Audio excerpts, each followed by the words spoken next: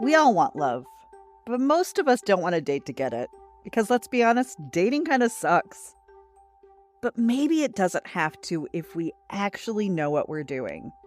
Hi, I'm Kira Sabin, and this is Reinventing Dating, a smart and sweary podcast for all singles to learn the mindsets and skills to date with intention and confidence. Join me weekly as I break down the science and psychology behind what's working in our dating culture and what isn't. Every week, I bring a new topic, trend, skill, or mindset that can help us get out of our own way to learn how to date for relationships that we actually want. Because love isn't broken, but dating kinda is. But I'm reinventing it. Let's do this.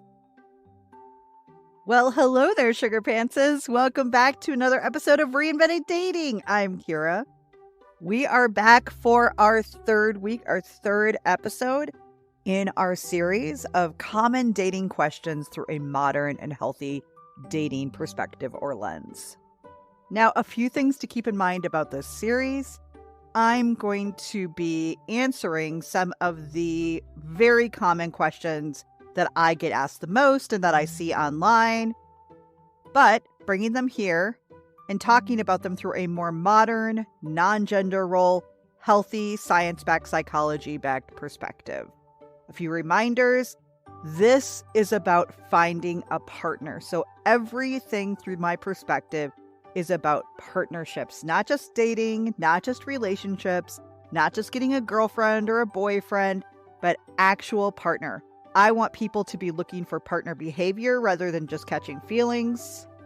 So if you're just casually dating, if you're not really looking for a relationship, if you're maybe just getting out of something, this series is still going to be helpful. But once again, this is always going to be through the lens or perspective of how to find someone and build something that actually lasts and feels good on a daily basis.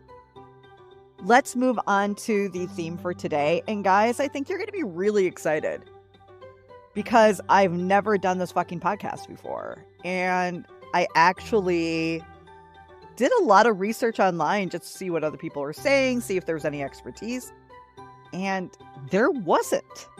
So this is going to be a little bit of a mini masterclass. I'm going to encourage that if you like it to actually take out paper and pen or someplace to take notes, because I'm bringing some stuff today that isn't out there. This is going to be brand new, and I really encourage you to listen to it, to take notes, and then to share this with others so we're on the same page. But I'm going to give a shout out to a client of mine. Her name is Julie.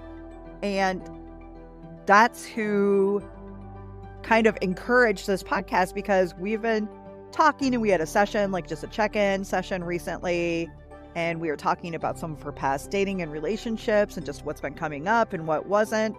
And we were talking about something that I see actually happen a lot, which is this feeling of, am I being too picky? Am I not being picky enough? I don't know. And then a lot of times I hear particularly anxious attachment styles say things like, I think I'm too empathetic. I care too much. And so then I allow behavior that maybe I shouldn't. So I want to put some clarity on this today. Talk about pickiness. Talk about if you are being too picky when you're dating, what that even is. And I have thoughts, and they're going to be some pretty good ones. And the reason this is coming out a day later is because I spent a day doing research and kind of creating this material just for you today. And I do want to say that I have created a mini half day. If anybody is interested, it's like secret menu shit, right? So if you reach out to me and go, hey, Kira, I'd be interested in maybe doing this work with you for a half day, let me know. Off the menu, secret menu. This is just something I'm going to offer to my listeners. If you think that after you listen to this podcast, you might need this work, I'll tell you about it at the end. But let's get into it. So the first thing I did, which is sometimes the very first thing I do for a lot of these podcasts, is I Google, am I too picky in dating? I want to see what's out there. I want to see what psychologists are saying. I want to see what scientists are saying. And amazingly, there wasn't a ton of thoughtful, helpful information from psychologists and scientists like there usually is. So I have pieced together some of my own work here, some thoughts from a couple of good articles that I found that I will share in the show notes. But we're going to start with what right away so many articles said was the opposite of pickiness. So they said the opposite of pickiness is settling.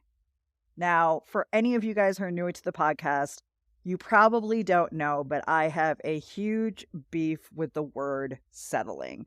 I don't like it. I don't think it's kind. I don't think it is helpful in the world of dating and relationships. And I'm going to just to put this into a rom-com movie scenario, imagine that you have been dating somebody for a few months. You go to, let's say, a barbecue. I feel like a barbecue happens a lot in rom-coms where somebody goes to a barbecue and they're talking to their friends and you're talking to your friends, or they're asking you questions, and you overhear the person that you're dating say to their friends, I mean, I really like her, but I'm worried that I'm settling. To me, that's ooh.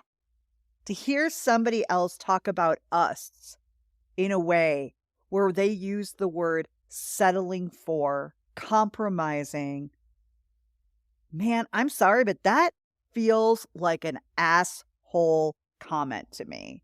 It just does. I think that when we talk about other people and that we're settling for them, it's just fucking mean. I'm so sorry, but that is just mean.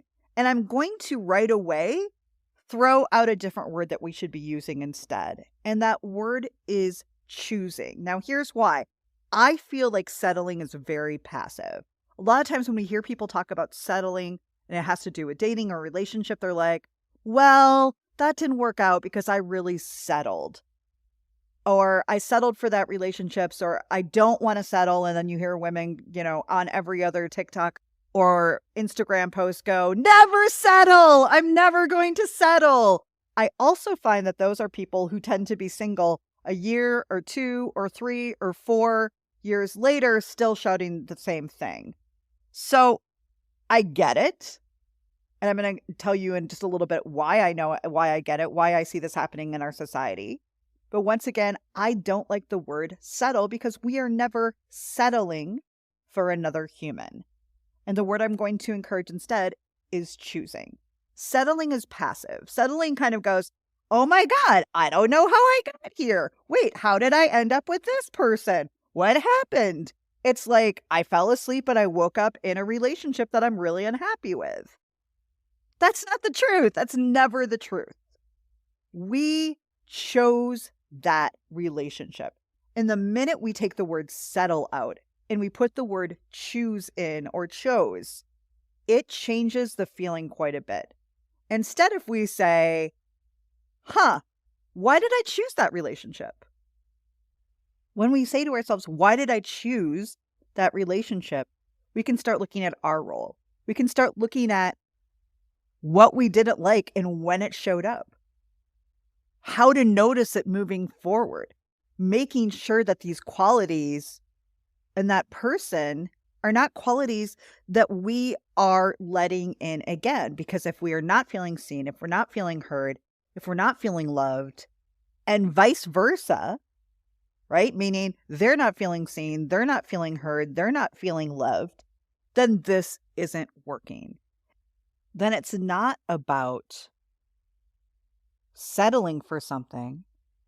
It's about instead wondering why we're actively choosing a person or relationship that isn't working. That really changes that vibe. That really changes that feeling. And one is going to be helpful. And another one leaves us in this victim place of, well, I guess I just settled. I guess I won't settle next time. And then we put crazy hard rules on things. We don't look at things through a perspective that is helpful and healthy. And a lot of times we put those walls up and keep everybody out. which is unhelpful because ultimately we need human relationships, not just romantic relationships, but human relationships and community to have a thriving and successful life. So we don't want to keep people out, or we don't want to keep people at such an arm's length that nobody ever sees us or gets in or knows how to love us or take care of us, because that's a problem. So let's talk a little bit about when we get picky, what's really happening there. So Dr. Chloe, and I'm going to share this article in the show notes, said something that I thought really, really made sense. And I'm going to read that to you right now. So this is what she says. I'm always surprised at how many capable, intelligent women whose goal is to find a life partner will actually disqualify an eligible bachelor because he's bald or short or for other superficial reasons. I found that my clients usually do this for two reasons. Number one, insecurity. I think women who are insecure, and I'm going to use the word low self-worth, about their own looks might be more likely to use their partner's looks as a way to bolster their feelings about their own appearance. My most gorgeous female clients actually tend to be quite happy being the pretty one in their romantic relationship and finding qualities like strength and character, reliability, generosity, protectiveness, kindness, and intelligence to be the most important in the mate. If you find yourself judging men too quickly based on looks, explore how you feel about your own appearance. Now, one of the ways that I've seen that come up is when I talk to my clients about maybe somebody who is shorter or maybe somebody who is smaller than them. As a plus size woman, Danny is a lot smaller than me. And we have been raised that strength or being taken care of is somebody being able to put their arms around us or being able to maybe lift us up. And that isn't necessarily a reality if you are a plus size person, if you are maybe taller than your partner. But as you'll hear me break down in a little bit, that has no actual effect on your relationship. Whether somebody's losing their hair, whether somebody is thinner than you or shorter than you or just a little bit taller than you, none of that actually affects the outcome of your relationship. The other thing Dr. Chloe has to say, the second thing is society's expectations. Maybe it's the pressure of a society that makes some women think they can and must have it all. And as a result, make them feel if they're falling short by dating a man who is shorter than them, whose weight is slightly more or less than they envisioned, doesn't have a chiseled jawline, age is higher or lower. Could this be you? I find, going and just kind of riffing off of that when we don't know ourselves very well, when we don't know what we actually need, when we have a lower self-awareness on what makes us feel good and thrive in a relationship, when we don't ultimately understand what makes healthy dating and relationships, we can really make choices off of very silly reasons that are unhelpful to us. So let's talk about then what I see pickiness looking like and what I think is the opposite of pickiness that is better than settling. And that's called standards. So pickiness to me looks like, and I'm going to actually, because once again, I did not find a ton of information. So I am just going to create something here that I think makes a lot of sense. Pickiness are things that we focus on that don't really matter in the ultimate effect of the happiness, strength, and longevity of a relationship. I'm going to repeat that. Pickiness is things that we focus on that don't really matter. And we ask ourselves, will this ultimately affect the happiness, the strength, and longevity of this relationship? So, what are some of those things? I kind of just went through a list, but I'm going to talk about them a little bit more. When we get stuck on an actual type, right? Like when we say, I have a type, I only date people who exist in this type. And if you're a person who's been dating actively for a while and are not finding somebody long-term, you very well might want to look what you're attracted to, look what your type is, and see if that type creates healthy relationships. I love when I meet people who are like, ooh, I like big, burly, strong, silent type. And I'm like, okay, Does silent mean to you that they don't know how to communicate their feelings or in a relationship? Because if it does, what you're attracted to is actively working against you. You're actively attracted to somebody who can't show up as one half of a relationship and is emotionally available. That's a problem.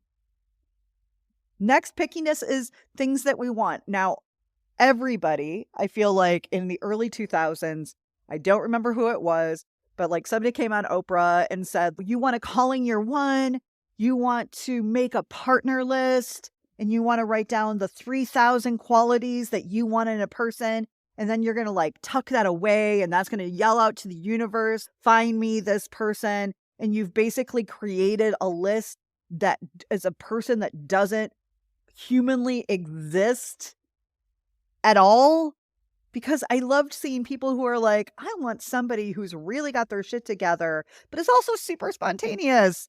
And they're really outgoing, but they're happy to stay at home with me and just give me their full attention. Like, we kind of create all of these qualities that don't exist in one person, and it doesn't make sense.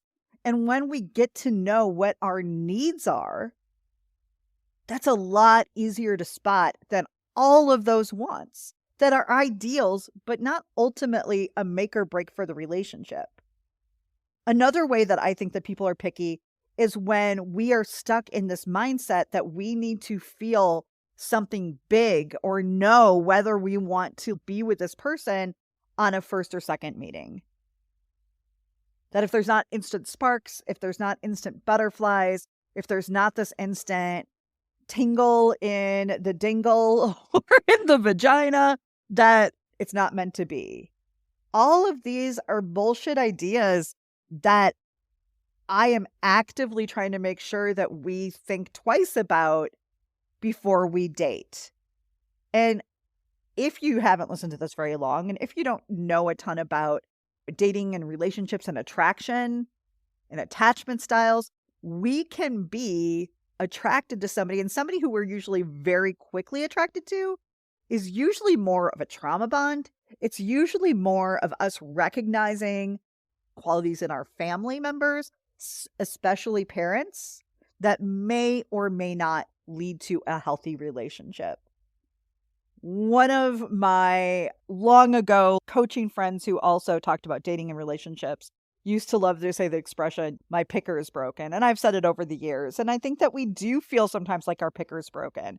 And we laugh about it and we joke about it. But if we grew up in a pretty tumultuous household, if we were never role modeled a healthy relationship, if we dealt with sometimes trauma, abuse, neglect, we do have to look at who we're seeking, who we're choosing, not settling for, but choosing, because you're probably going to be choosing from what you know versus what is healthy. Another thing that I see people picky about is just what I was talking about with Dr. Chloe, is clothes or haircut or height or baldness. And I mean, I'm now 50. So it's all a little wiggly wobbly over here. I feel like sometimes the extreme pickiness is a young person's game, because as you get older, there's going to be hair on parts of your body that you were not expecting. Now that I'm in perimenopause, I have hot flashes. When all of a sudden Danny will see me and open up the window or door for me, he'll know from the look on my face.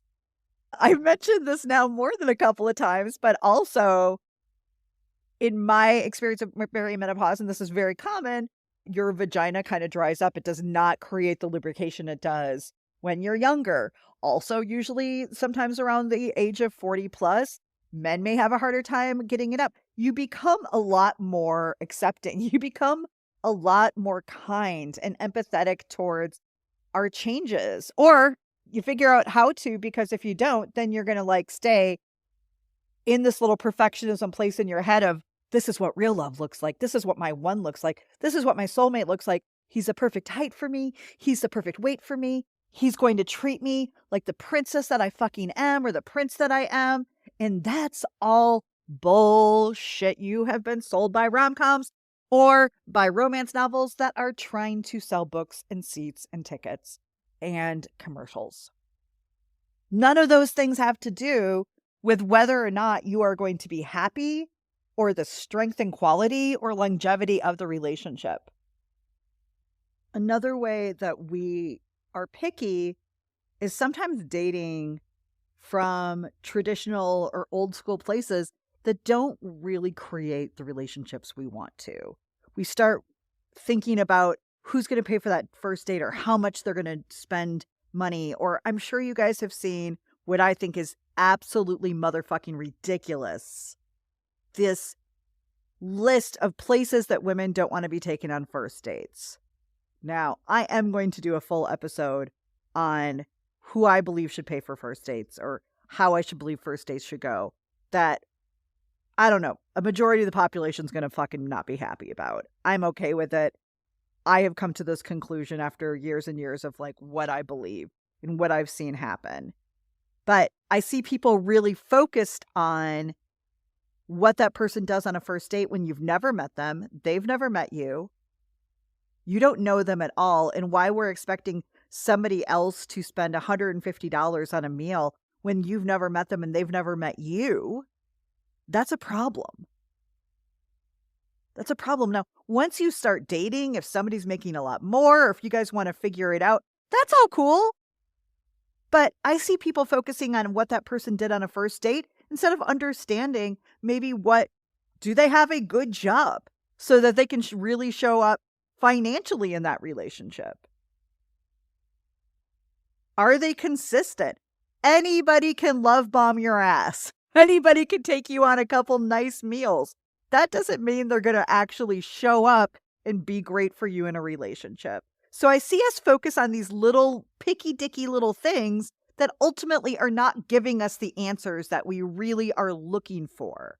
We're looking for, does this person have enough finances to be in a good relationship with me? Okay, that's a great question. That's not ever going to be determined on whether and what they pay for you on a first date. Just so we're on the same page. So Dr. Chloe in that article mentioned a couple of things: insecurity, societal expectations, but I want to talk a little bit more about why I see people specifically being picky when they're dating and what's happening. So why ultimately do we get picky? It's not really because of love. Because when we are in a place of love for ourselves, higher self-worth, we see people kind of where they are. And then we make decisions from understanding who they are, where they're at in their life, and if they actually have the capability of showing up and creating a relationship with us. But pickiness instead is really from a fear place. I see a lot of women falling into a thinking trap virtually after years and decades or even centuries of having no control over who we get to choose to date, who we get to choose to marry, if we even wanted to marry. So pickiness on so many levels is just trying to save ourselves from getting hurt. We're trying to focus in quickly on little things or qualities about a person that we think ultimately might hurt us, might break our heart, and sometimes if they're avoidance or you're avoidant, maybe you want to make sure you're not hurting others. I hear that from sometimes people. It's like, no, the way that I am, I never get hurt, but I do end up hurting others and I don't like that. So why do we do that? Number one, I think it's because sometimes we've been hurt and we haven't really healed it or looked at it with a professional to understand their role and our role. And by the way, I think that that's usually therapy work. I'm not saying that that's coaching work. That's therapy work that I think everybody should do. I think that if you're coming out of any kind of relationship, a substantial relationship, you should be talking with someone to fully understand it. I can't believe conversations I've had with people for a half an hour and they feel completely different about their past dating situation or their past relationship because they're able to see it from an outside perspective. We get really caught up in our head and all of our perspectives and thinking traps and cognitive biases and attachment styles and trauma and everything else that we can't always see things clearly. we just end up blaming ourselves or blaming our bodies or our weight or our age or things that are not actually real. So it's so important that if you're coming off a divorce, if you're coming off of a major breakup, or even if you have been dating for a while and it's not working, or even if you're like, fuck dating, you like this podcast because maybe you like me and you think I say smart things, but you're like, fuck dating. That feels hard. I find that it's not as hard when we can see things a little bit more clearly. And one of my favorite parts of my gig, my job, my coaching and just this as an educator is being able to help people see that perspective of what's your stuff and what's not your stuff at all. And sometimes our only thing is that we keep choosing people who can't be there for us and then feeling like we're doing something wrong, feeling like we're the ones who are broken, feeling like we're the ones not worthy enough of love for them to work on themselves. I can't say this enough. You cannot love somebody out of their fear or their trauma. If they have shit that they're not actively willing to work on, it doesn't matter how much they like you. It doesn't matter how much they love you. It doesn't matter how much they care for you and even want to be with you. They're only going to get as far as that unhealed trauma and fear is going to let them get. Please stop blaming yourself for people who were not in a healed enough place to start working on themselves. That's never going to be your fault. It's never going to be your fault if somebody is choosing to not work on things. What's going to be your fault is if you stay with that person. Another place that's going to be your stuff is if you ignore those things and then are just frustrated 2 years or 3 years or 5 years or even just months in because you're actively ignoring.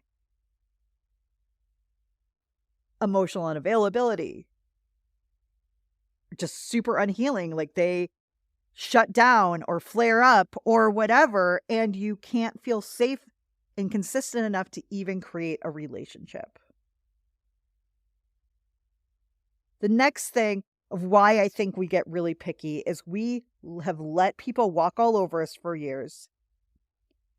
And what I call it is this kind of pendulum, right? Where I see people who really had lower self-worth, did not have a ton of boundaries, maybe just grew up as a woman.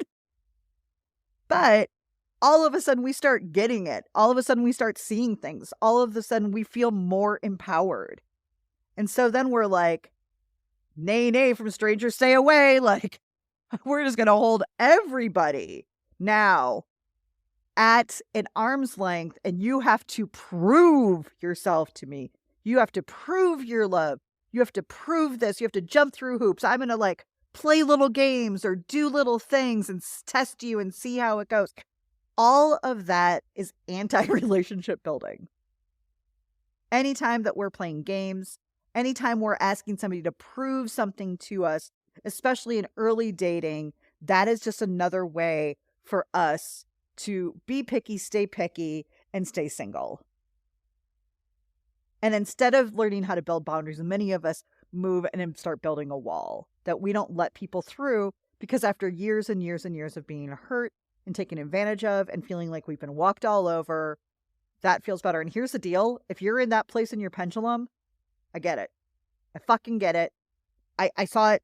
I was talking to somebody who took a program of mine recently and I'm like, how are you? And she's just like, I'm good, but I'm not dating because I feel more calm and more peaceful than I've ever felt in my life. And I'm like, here's the deal. I think you guys know me well enough to be, I'm never going to be the dick who's like, yes, so now please throw all of that peace and calm out the window and start dating. No, but if there comes a point where you want to start dating again and you feel like the moment that somebody else comes into your life that you cannot have peace and calm, that means that there's some work to do. Because nobody who's getting to know you, like dating from a place of love, from a place of self-worth and feeling worthy and not expecting somebody to complete us or save us. We use boundaries, not walls, because it's nobody's job to kick down your wall. It's nobody's job to fight for love that you're not willing to show up for. It's nobody's job to prove it to you. It's their job to show up, be themselves, be consistent, communicate, share their feelings, set boundaries. But if we get into a place where we're so walled up that everybody has to like fight to even get to know us, then you are sabotaging your own relationships. And your pickiness is coming from an extremely hurt, unhealed place that we need to work on. Next, and I think this is just a huge one, and I've said it before, but just a lack of self-awareness on what we actually need and how that looks at dating. And I am going to give everybody a gift right now, and I am going to tell you what you should be looking for and needing. This is actually one of the things that I teach. And it's funny because Julie, who started my whole thinking about why am I not talking about this, or maybe why aren't we talking about this more? You know, she said, I feel like I'm being, maybe too kind, maybe being too accepting or too empathetic. And I'm like, let's get back to basics. And to me, there's two basics that can help this a lot. And it's understanding what personal needs we need to take care of, and then the person we're with needs to take care of. And then what are the relationship needs of a relationship? So I'm going to pause here for a second and tell you guys about this. This is some of the shit that I teach as a relationship and dating educator, because I feel like it's a lot easier for especially my anxious attachments to know what to ask for when you understand what makes sense from psychology, from science, and everything else. So first of all, we all have 4 personal needs. And I know we talk about like Maslow's hierarchy of needs, and I sometimes talk about needs from the positive psychology aspect of PERMA. But these are 4 needs that every person has to take care of themselves. Your partner, your spouse, your whoever cannot do these for you, and you cannot do it for them. Number 1, your physical well-being and health. That is 100% up to you. Number 2, this one's sometimes hard to hear, your emotional well-being and happiness. If you are not happy, that is something that you have to take care of yourself. Now, that very well may be looking at your relationship and what's happening and how you're communicating. But ultimately, our emotional well-being and happiness is up to us, as well as it is up to them. If that person's like, you're not making me happy, then you absolutely get to say, that's actually on you. Like, I'm going to come here and I'm going to be in a relationship, and we're going to learn how to like support and care for each other and love each other in a way that helps create that consistency and that happiness. But ultimately, if our emotional well-being and happiness is not taken care of, that is a you problem, not a them problem. Next, passion and purpose. That is no one else's job to help you find your passion and purpose in life. And by purpose, a lot of times, I mean how we give back to this world, what we feel so deeply about in our values, whether that be spirituality or religion or social justice or health and well-being, whatever it is. Whatever you are passionate about and whatever you feel your purpose is, that is up to you. Nobody can give you purpose. Nobody can give you passion. That is up to you. And then the final one here, which is also a tough one to hear, is your worth and how you feel about yourself. It is no one else's job, and not only is it not their job, they can't do that for you. If you are basically just looking for people in your life to give you worth, to make you feel better about your looks or your body or your age or your career or how you feel about yourself, you are in a losing game, my friend, where you will always end up empty. Your worth, hence it's called self-worth, is 100% on you. And I think that probably one of the biggest reasons that we're either alone or lonely or in shitty relationships is because we continue wanting other people to make us feel worthy, to make us feel beautiful, to make us feel attractive, to make us feel like we are normal or better than others. I don't know. But when we are looking for other people to do that for us, we are fucking ourselves. I cannot say it any better. So those are your 4 personal needs, and that is their 4 personal needs. You can't do that for them. They can't do that for you. Now, let's then talk quickly about relationship needs. Now, these are needs that every relationship has to have for it to feel good and work, right? Now, this time I am talking about a romantic relationship or partnership. I'm not just talking about friendships. Now, you'll probably need these things in friendships and things like that, but friendships can look 1,000 different ways. You might talk to that person twice a year. You might see them on a regular basis. It can look a lot of things, but when we are welcoming somebody into our life full time as a partner, you have to have these 10 things. And I find that this conversation really helps people very quickly see why maybe their past relationships didn't work. That either they or their partner or both of them were not bringing these things. The first thing, affection. I'm not talking about sex. I'm talking about affection. Physical touch, sexual intimacy, loving words, kind gestures. I would not say that, Danny in my sex life, for many reasons, including my dry hoo-ha, is as exciting as it was when we first started dating. But there is so much affection. We don't walk by each other without touching each other or hugging each other or holding each other or just stopping and dancing. Yes, we are that gross, 100%. When we are in bed, at the end of the day, we are holding each other. We are cuddling. Now, the minute we fall asleep, he is on the opposite side of the bed. I don't want to touch him. I don't want his heat. I don't want any of that. Please understand. But while we are awake and while we are in the same place, there is a ton of just kindness and openness. And I've said this, I think I've said this before on this podcast, but I've said it recently to a couple of my clients that one of my very, very favorite things about Danny and my very, very healing things about my relationship is no matter what, when I go to him, when I need a hug, when I need that kind of physical touch from him, which is way more than, by the way, I thought I would need because I did not have a ton of it growing up from my parents. And though I can be touchy-feely in my friendships, it wasn't something that necessarily was a constant for me. But every time I go to him, he receives me. And I can't even tell you the healing that has come along with that. That no matter my day, no matter the moment, that when I'm like, I need a hug or I just need to be held for a moment, he never pushes me off. He never tells me he's too busy. He never anything. He stops what he's doing and he receives me. And I do the exact same thing for him.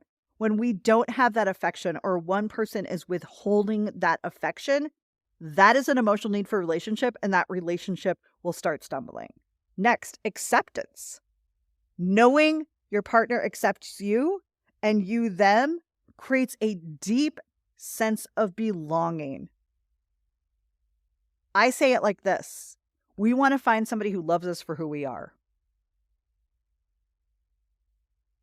So many people talk about the beginning of the relationship like that's the best time.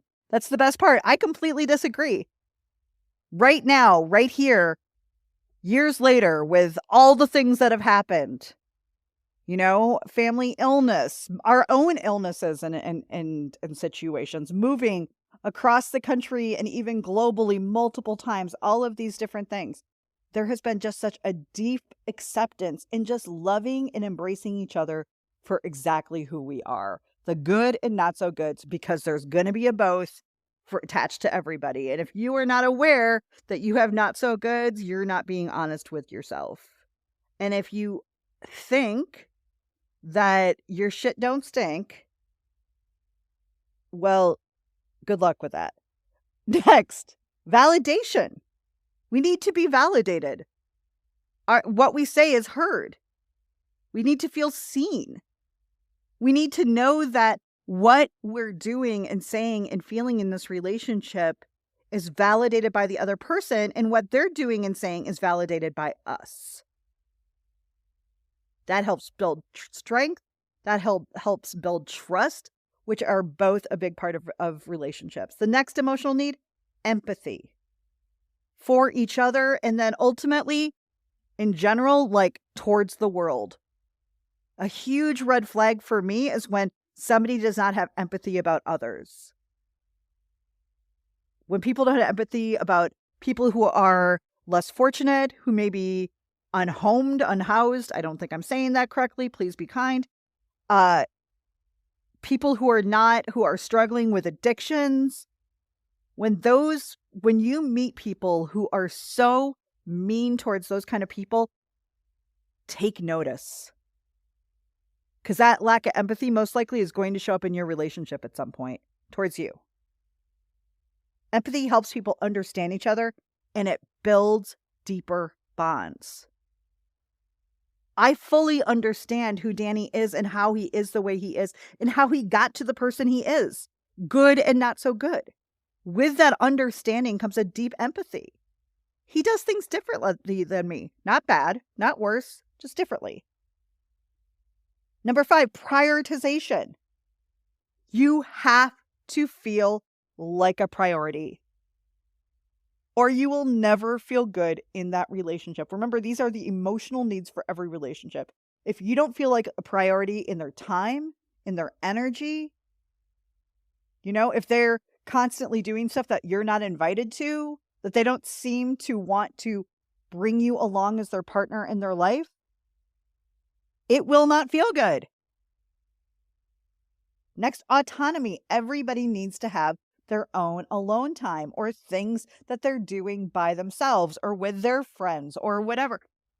You have to have, and one of the things I see a lot that I'll hear women say, I don't know if I want to date because my last relationship felt so smothering, or I lost myself so much that I don't think I want to do that again. But a healthy relationship has a level of autonomy. There are things and people that I do and meet up with that don't have anything to do with Danny at all. Now, we do have mutual friends. We do have, a lot of mutual things together. But he also has things that he loves to do. It keeps us curious about our partners. It keeps us excited about our partners. And you want to have differences so you get to have stuff you still can talk about and learn about. Next, security. You need to feel safe and secure for that relationship to thrive and feel good. If you don't feel like that person's in, if you don't feel like that person's not going to leave the minute the shoe, another shoe drops or they find out this quality about you or whatever, you will continue to act from a really fear-based place, probably a lower self-worth place, and you will not pick good partners. You will not speak up for yourself, and that is going to lead to a really not feeling good, healthy relationship. Almost done here. Number 8 is trust. If you don't have trust, you don't have much. I 100% trust Danny. I trust that he is going to be there if I need him. I trust that he is not going to have an affair and create an unhealthy relationship with another person.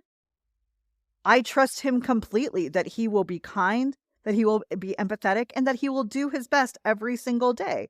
We're far from perfect.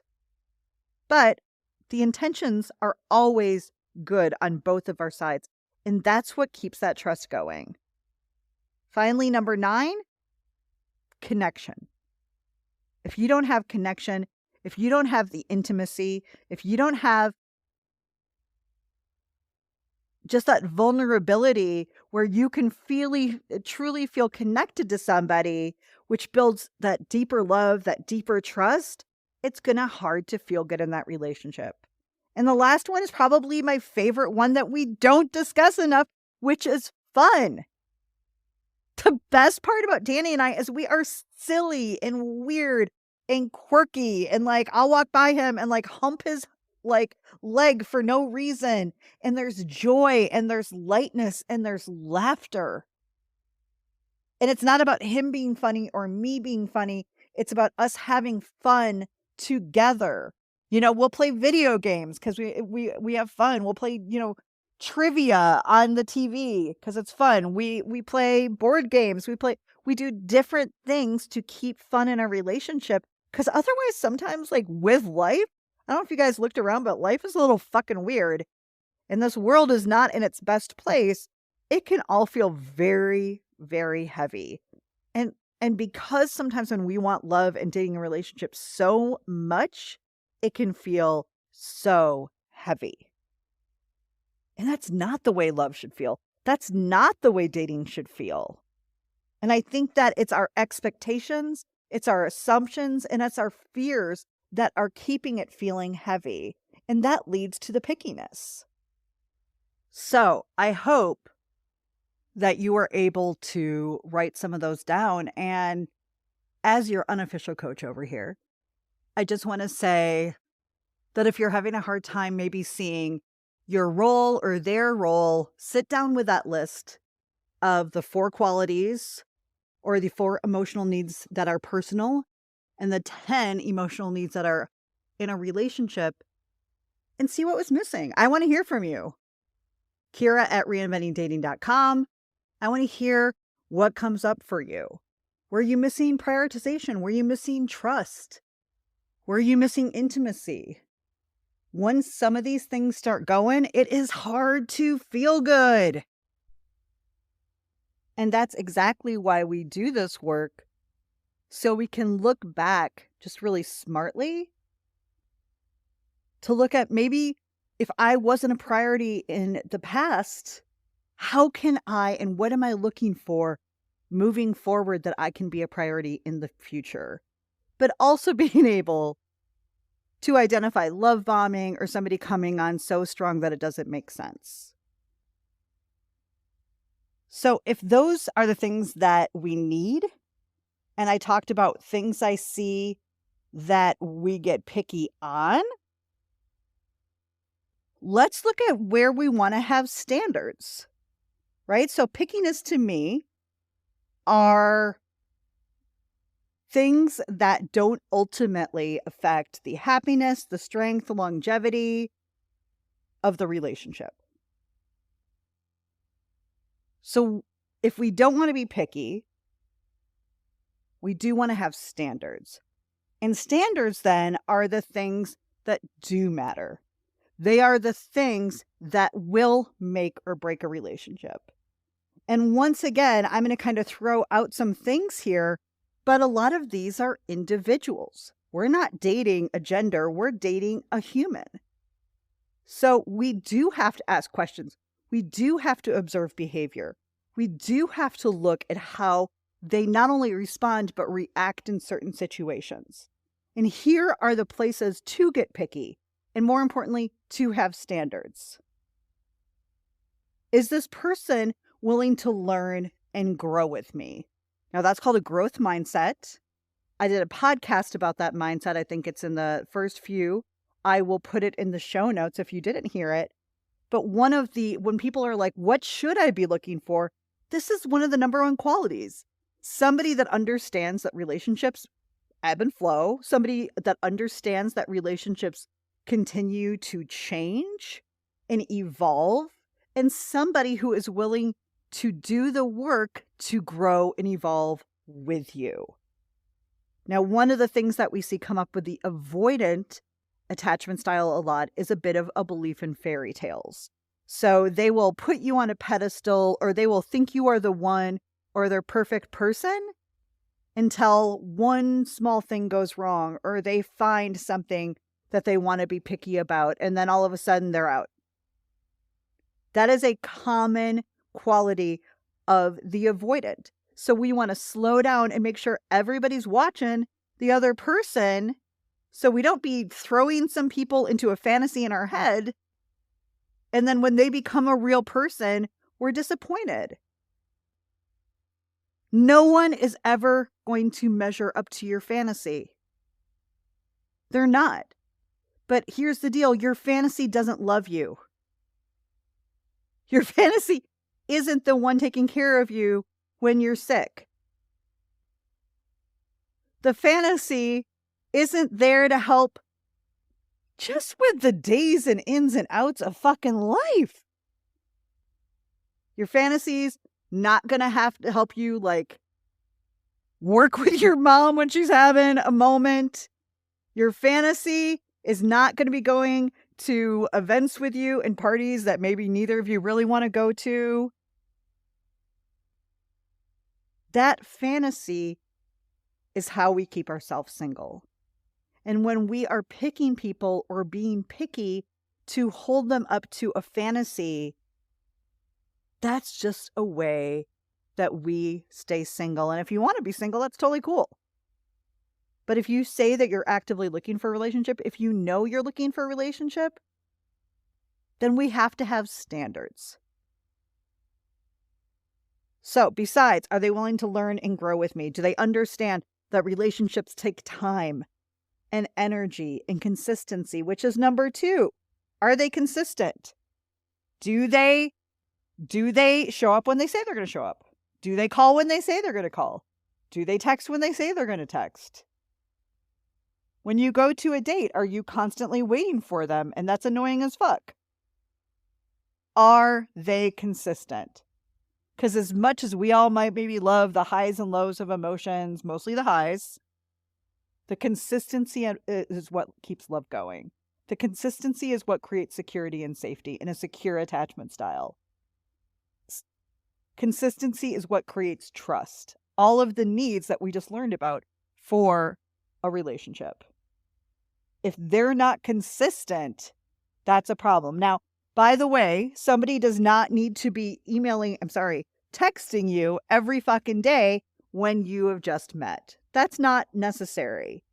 But if you're now in month 2 or 3, and this is not creating more of a consistent seeing each other, creating more of a consistent communication, then you might want to step back and ask yourself if this is really going somewhere.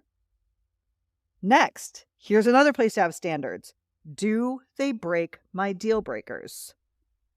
I remember first hearing about deal breakers, especially on 30 Rock with Liz Lemon, and how funny that was. But I actually think it's a great standard. And how I describe a deal breaker is knowing the things that are so important to you. So maybe that's the type of relationship goal. Maybe that's long-term and monogamy. Maybe that's having a family or having kids or not having kids, or religion or political values or different things like that.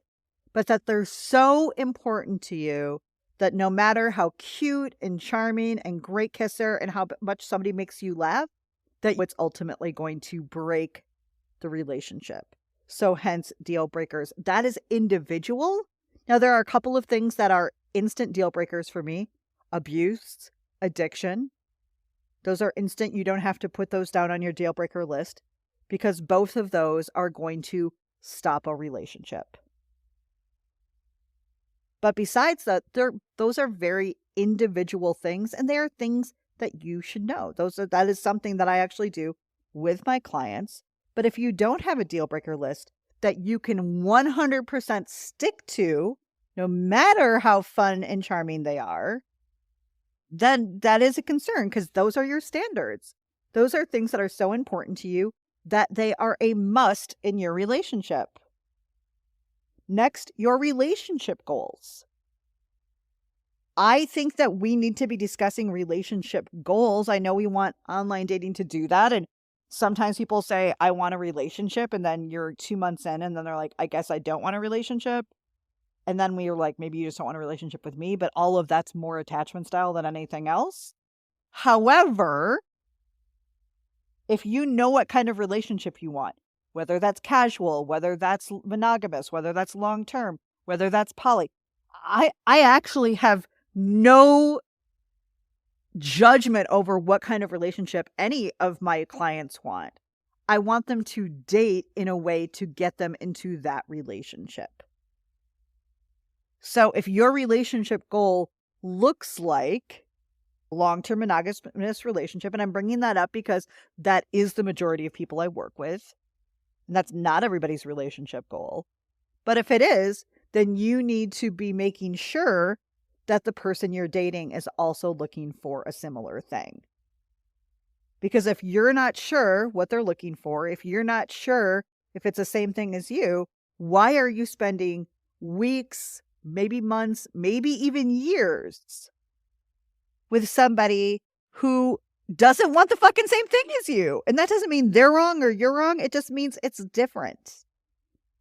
But these are ways that I see, particularly women, breaking their own hearts because they keep putting themselves into relationships where they don't ask for what they need. They never define the relationship.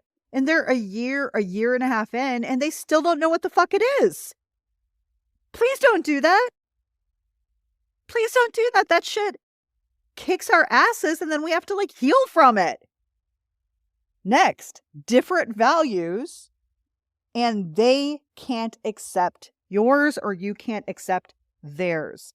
Everybody wants to have stuff in common, right? That's such a big thing when we talk about dating. I want to have a lot of things in common. That's a great thing. It's not the most important thing. The most important is values. Boring, unsexy values. But values are the way we see the world. It's what we think is important in the world. It's what we prioritize on the day-to-day basis. So you can imagine if you guys have different values, how that's going to fucking take down the relationship at some point.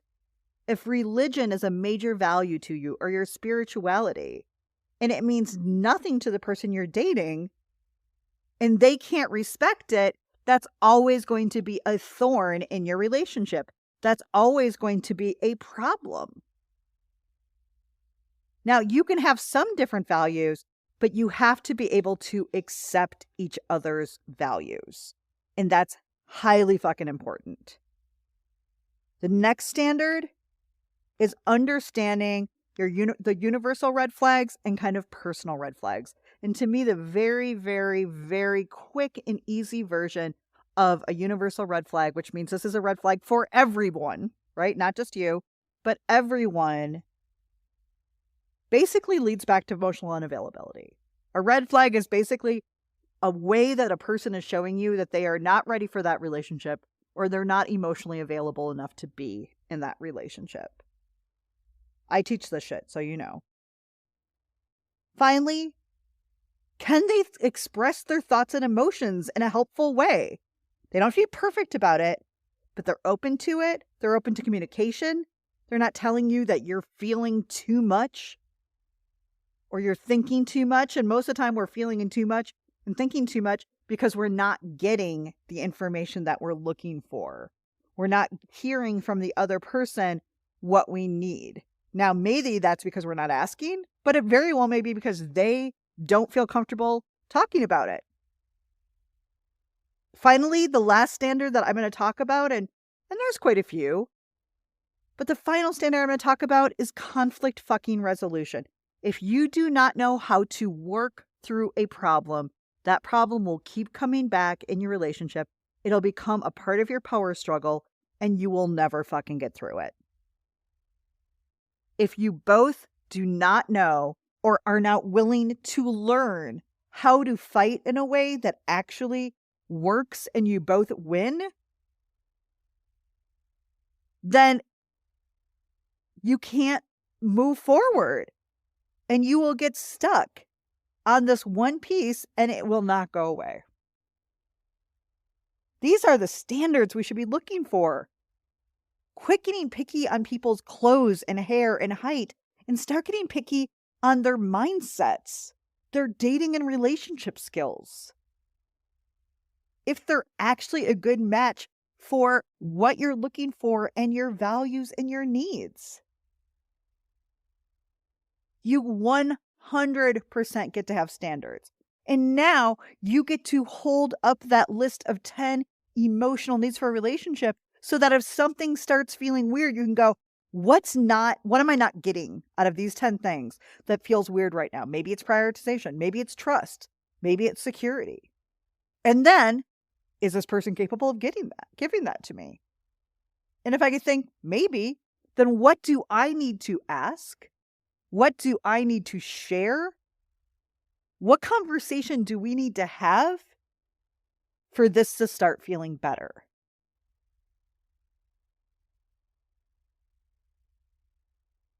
I hope that this podcast blew your mind a little bit. I hope that even if this is the first podcast you heard from me, you realize there is so much that you can do and learn before we date or before we get into relationships that can make this easier. Love is not broken. Dating isn't even really broken. We just don't do it very well. And it's vulnerable and it can feel scary putting ourselves out there. But I will say it once and I'll say it again. All of this gets a shit ton easier when we know who we are, we know what we need, and we know how to date to spot it in real life. These are information, mindsets, and skills you can build at any age. That's exactly what I teach.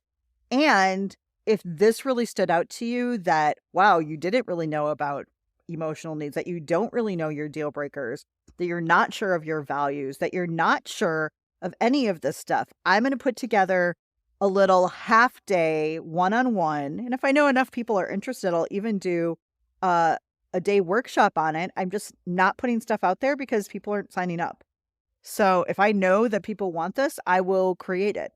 But right now, guys, I'm not putting out any workshops, anything group, because every time I do for the last few months, people don't sign up. And that's a lot of time and energy on my part. And I can't do that. That's not where I want to put my time. So I will happily do this with you one-on-one for a half day. And you'll walk away with a list of your deal breakers. You'll fully understand the universal and personal red flags, yellow flags, and green flags to look for. You'll understand emotional unavailability. You will understand what your needs are and how to find them. Because that's exactly what I'm doing over here. All right, guys, that's it for this week. What did you learn? If you liked this, if you loved it, please make sure you subscribe. Come check out reinventingdating.com. And one huge favor, please share this with the other singles that you know so we can all reinvent dating together. Because when we know what love is, when we know our mindsets, when we understand how we work, we understand the skills, we can get in better relationships, period. All right, guys, I will see you next week. Next week, I'm coming in hot talking about, is chivalry dead? And I'm even going to be bringing in a little bit of how the Me Too movement has changed dating. Until then, don't forget to meet love halfway.